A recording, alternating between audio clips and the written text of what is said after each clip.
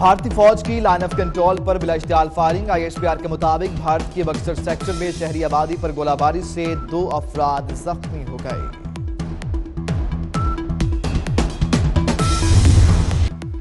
اللہ کے کرم کے سوا کچھ ممکن نہیں، عاجزی بہترین طریقہ ہے، پاکستان نے تحمل کا مظاہرہ کیا۔ DG ISPR کا ٹویٹ، پیارے پاکستانیوں، دعاؤں، پیغامات، ٹویٹس اور سپورٹ کا شکریہ۔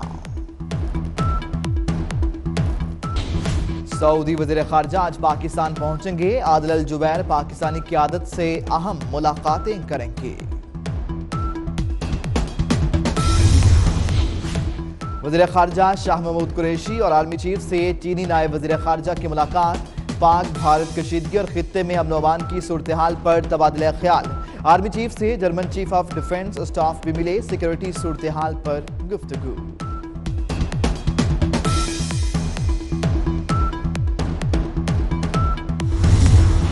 پاکستان ایئر فورس کا طیارہ گرانے کی بھارتی سازش ناکام، را اور افغان خفیہ ایجنسی کی گٹھ جوڑ کا سراغ لگا لیا گیا۔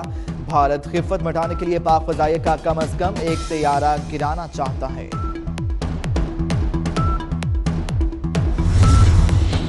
کرتارپور راہداری پر بھارت کی ایک اور ہر دھرمی، کرتارپور پر پاکستانی وفد کو نئی دلی آنے سے روک دیا۔ ملاقات واہگہ اٹاری سرحد پر بھارتی حدود میں ہوگی، بھارتی وزارت خارجہ کا موقف۔ انتہا پسندوں نے سوشل میڈیا پر جعلی بالاکوٹ یونیورسٹی بنائی، ڈاکٹر اعجاز کے نام سے جعلی اکاؤنٹ کھولا گیا۔ واٹس ایپ پر بالاکوٹ میں ہلاکتوں کو 292 تک پہنچایا گیا۔ برطانوی نشریاتی ادارے BBC نے بھانڈا پھوڑ دیا۔ بالاکوٹ میں نہ یونیورسٹی نکلی اور نہ ہی ڈاکٹر اعجاز ملا، جھوٹا اور مودی ٹویٹر پر ایک دوسرے کے مداح نکلے۔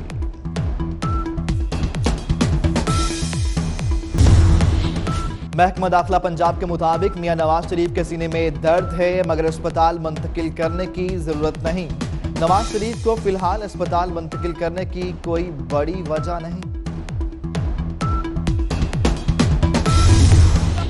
ٹنڈو جام میں ایک ہی گھر کے 7 افراد کی پراسرار ہلاکت، جاں بحق افراد کی نماز جنازہ راہو کی مدرسہ ریاض العلوم میں ادا۔ جاں بحق افراد میں میاں بیوی اور 5 بچے شامل۔ پولیس کی ابتدائی تحقیقات کے مطابق اموات دھم گھٹنے کے سبب ہوئیں۔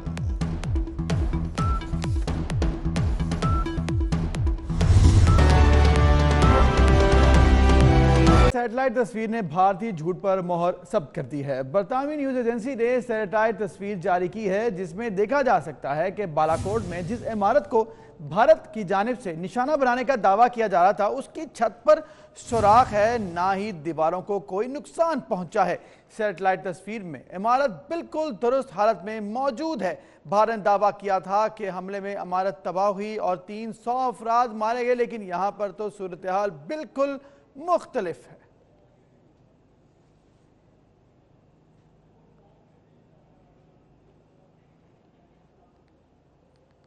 برطانوی نیوز ایجنسی نے سیٹلائٹ تصویر جاری کی ہے جس میں دیکھا جا سکتا ہے کہ بالاکوٹ میں جس عمارت کو بھارت کی جانب سے نشانہ بنانے کا دعویٰ کیا جا رہا تھا اس کی چھت پر سوراخ ہے، نہ ہی دیواروں کو کوئی نقصان پہنچا ہے۔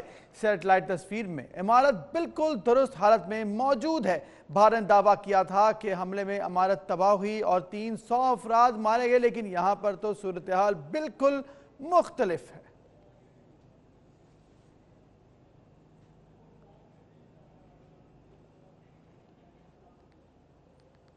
برطانوی نیوز ایجنسی نے سیٹلائٹ تصویر جاری کی ہے جس میں دیکھا جا سکتا ہے کہ بالاکوٹ میں جس عمارت کو بھارت کی جانب سے نشانہ بنانے کا دعویٰ کیا جا رہا تھا اس کی چھت پر سوراخ ہے، نہ ہی دیواروں کو کوئی نقصان پہنچا ہے۔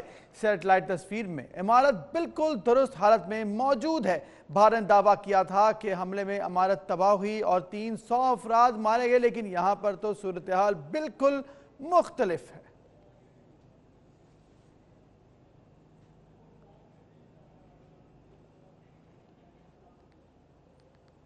وزیر خارجہ شاہ محمود قریشی کہتے ہیں کہ پاک بھارت کشیدگی میں کمی دکھائی دے رہی ہے۔ کشیدگی میں کمی ایک مثبت پیش رفت ہے۔ پاکستان نے سفارتی کوششوں میں مزید اضافہ کیا ہے۔ ہمارا وفد کرتارپور راہداری پر مذاکرات کے لیے نئی دہلی جائے گا۔ صحافی کے سوال کے جواب میں جب انہوں نے کہا کہ پاکستان حملے کی منصوبہ بندی کرنے والوں میں تیسرا ملک کون سا تھا، تو اس پر وزیر خارجہ نے جواب دیا، یہ بات मैं कान में बताऊंगा। उन्होंने मज़ीद क्या कहा आप भी देखिए। कि कशीदगी में कमी दिखाई दे रही है और एक पॉजिटिव डेवलपमेंट है। पाकिस्तान ने डिप्लोमेटिक ऑफेंसिव को बढ़ाया है। हमने फैसला किया है कि जो हमारे हाई कमिश्नर हैं सुहेल महमूद साहब, जो यहाँ आए हुए थे कंसल्टेशंस के लिए, हम उनको वापस दिल्ली लौटा दें। हस्ब वादा जो तारीख तय हुई थी पिछली नशिस्त में, इंशाअल्लाह वो दिल्ली जाने के लिए तैयार है, ताकि हम जाके उस राहदारी को अमली शक्ल पहनाएं।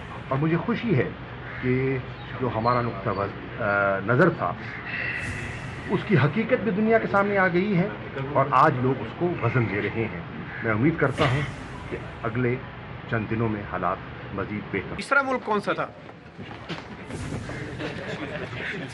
वो कान में बताऊंगा। और अमरीका ने दावा किया है कि पाक भारत कशीदगी हमने खत्म कराई। अमरीकी वजारत खारजा के नायब तर्जुमान रॉबर्ट प्लाटिनो कहते हैं कि प्राइवेट डिप्लोमेसी जारी है। वजीर खारजा माइक पॉम्पियो ने दोनों ममालिक को फौजी कार्रवाई से बाज रखा।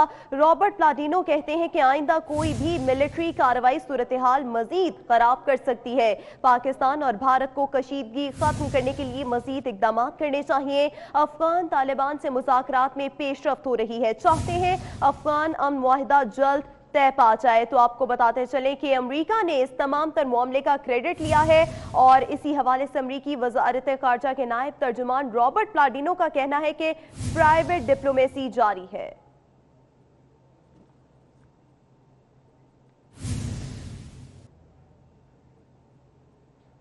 पाकिस्तान में बरतानवी हाई कमिश्नर थॉमस ड्रू ने करतारपुर राहदारी के मामले पर पाकिस्तानी वफ्द के भारत जाने के ऐलान का खैर मकदम किया है। अपनी एक ट्वीट में उनका कहना था कि पाकिस्तान का 14 मार्च को अपना वफ्द भारत भिजवाने का फैसला काबिल सताइश है। थॉमस ड्रू कहते हैं कि दोनों ममालिक के दरमियान कशीदगी खत्म करने के लिए किए जाने वाले इकदाम खुशाइंद हैं। उन्होंने इन ख्यालात का इजहार तर्जुमान दफ्तर खारजा डॉक्टर फैसल के ट्वीट के जवाब में किया।